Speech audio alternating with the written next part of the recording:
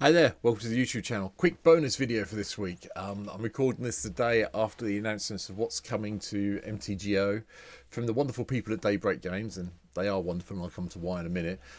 When Murders at Karloff Manor gets released next week. Obviously pre-releases this weekend. If you're watching this on Friday when this video will go live, you may be at pre-release tonight like I'll be, in which case good luck for your pre-release tonight.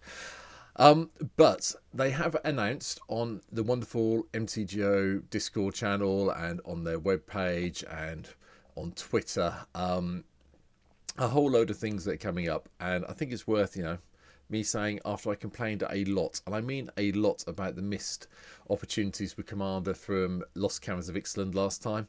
I think it's worth saying mtgo Tony, or Tony Mayer, you'll see his name in a minute on the when I change the screens over, and the rest of the programming team over at Daybreak Games. I am so happy with what you've announced yesterday, and thank you. If you ever watch this video, thank you very much. But for those of you who haven't seen it, here we go. This is the webpage. This is what was announced yesterday. First thing to point out, the Deck Brewers Pass returns for a few weeks. $20, you get access to everything from next Tuesday until the 15th of February, which is quite nice, especially if you're like me over in the UK and you've got half term coming up and you want to play a bit more Magic. Yeah, you can do it all at once. So boosters are going to be exactly the same as what you get in the pre-release. Play boosters have been implemented. We'll get everything there. 7 commons, four of the five colours will appear as in this group. 1 in the 8, the boosters will have a common replaced with a card from the list. Same as the paper boosters, you get 3 regular uncommons, 1 regular rare or mythic, 1 regular wild card, 1 foil wild card, and 1 basic or showcase land. Fantastic, exactly the same. But the biggest bit of announcement is here at the bottom. We are getting all 4 of the Commander decks. They have been programmed in. They are here. They will be ready to go. Each deck has 10 brand new cards plus a suite of reprints. They will be $30 each on the store, which is, a little bit less than what you'd pay in real life, but hey, it's up to you. The only card out of 400 cards, and yes, I know a lot of them are reprints, the only one that hasn't been programmed in, and it's due to coding limitations, is Exis. E6, we'll go with E6, Fractal Broom.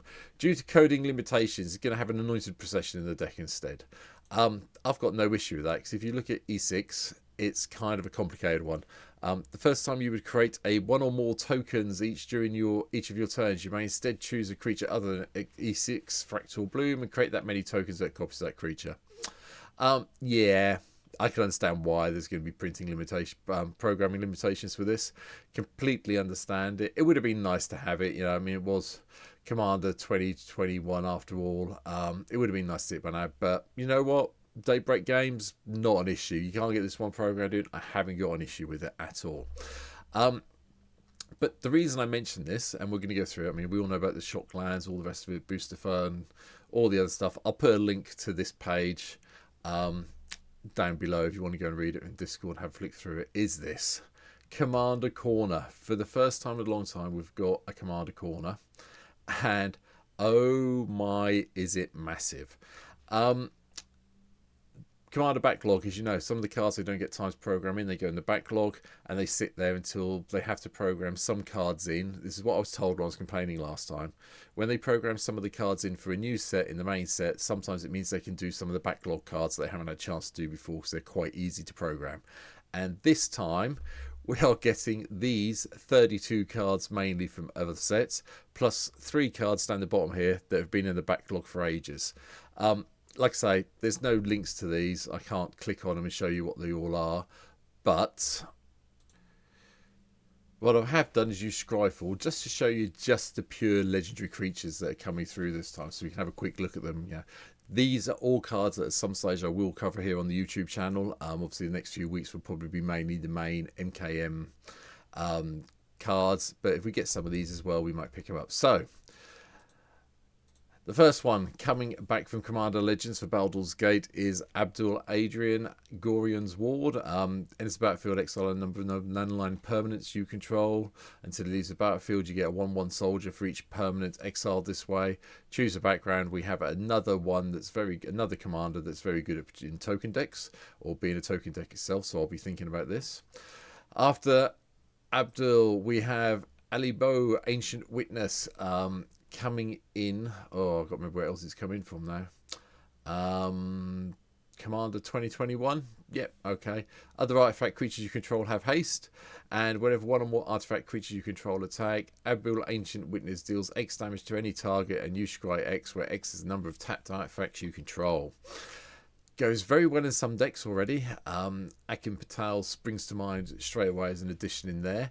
But you can just build around this and have a lot of fun with artifact creatures, especially when you've got some of the really low drop ones and you get this going.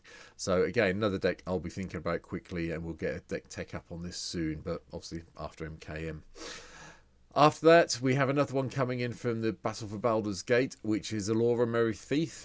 Whenever you attack, you may target up to one target attacking creature can't be blocked this turn. Return that creature to its owner's hand at the beginning of next end step. So, yeah, maybe you're looking at this in, mono blue ninjutsu. Is that a thing? Don't know. It's possible. That's one way of looking at it. It doesn't have to be mono blue because you can pick a background. As long as your opponents on mtgo don't mind you playing backgrounds, yeah, go for it. After that, Amber Gristle or Mole, another one coming in from Commander Legends Battle for Baldur's Gate. Whenever it attacks for 4 mana for 3/3, it has haste. Discard your hand. If you do, draw a card for each player being attacked. Okay, and then choose a background. So, yeah, you're going to have a dual colour deck, but with Amber leading it. So, but not sure what background you pick. I'm sure someone can tell me down in the comments below what backgrounds you pick for these cards, but I can't think of one off the top of my head. But again, it's going to be fun trying to build around them. Bernie Brack's Zoologist. This comes in from the new Capenna Commander stuff.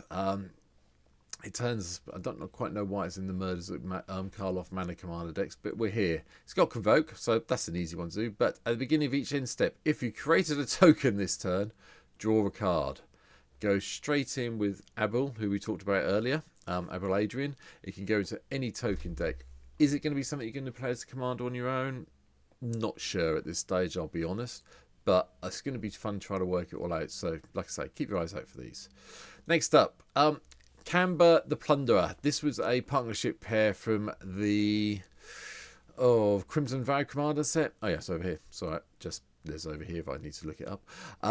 Has a partner with Laureen the Diversion, who I'll come to in a minute. The Diversion, and it has lifelink. 4 mana for a 3/4 legendary vampire rogue, and whenever a creature an opponent controlled dies, you gain a life and get a blood token. It's got lifelink, so it's going to help a bit. The partner pairing makes it black-red, and Laureen the Diversion is 2 in a red for a 3/3 human rogue. First strike, and sacrifice an artifact or creature. Go target creature.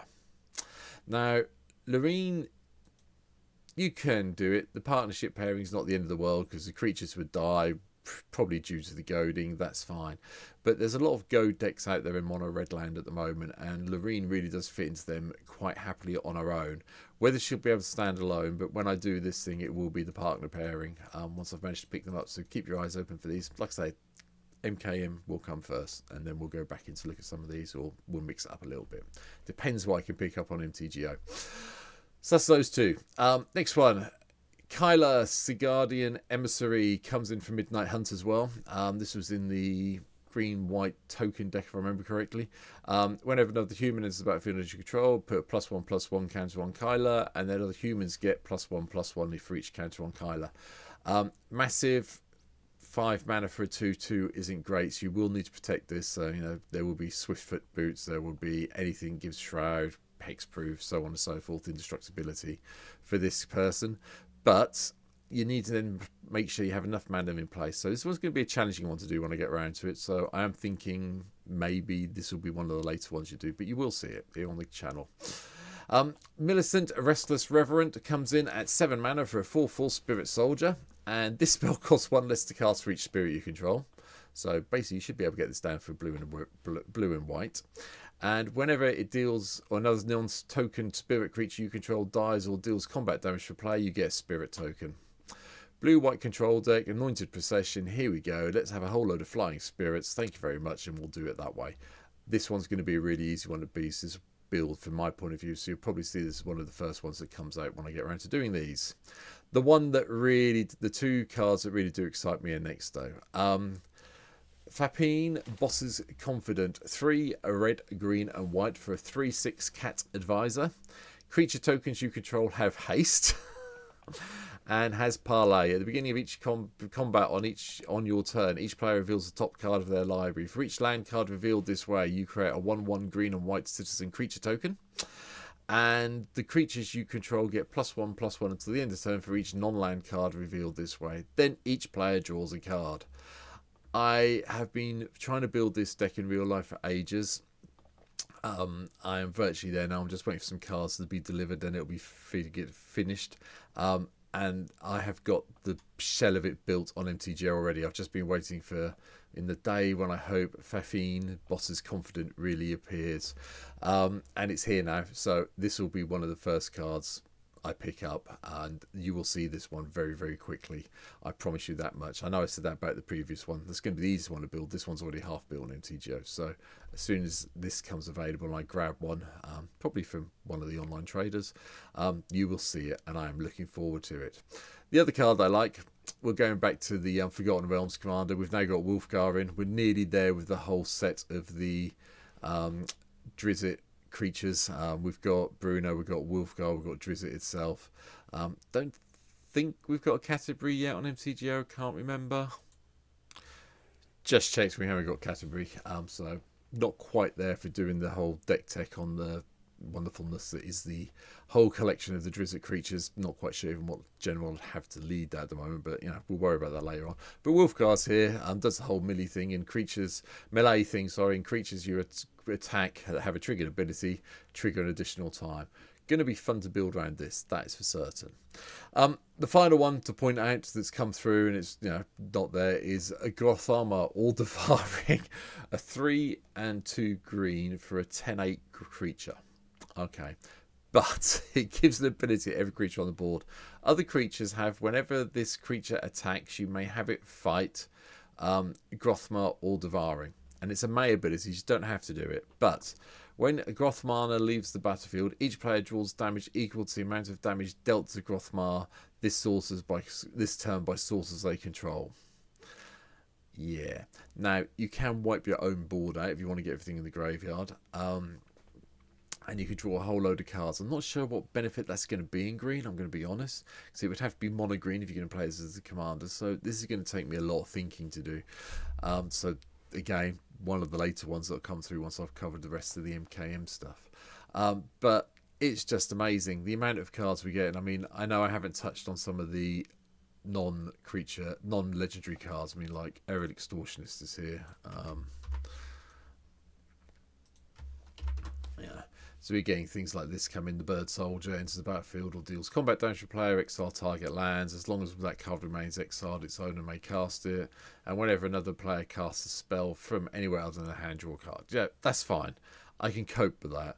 And there's a lot of other things that are coming through that are going to be quite good fun to play with and sort out. But I thought it was worthwhile just doing a little video about all of the commanders that you're going to be seeing very soon on MTGO. Hope you found it beneficial.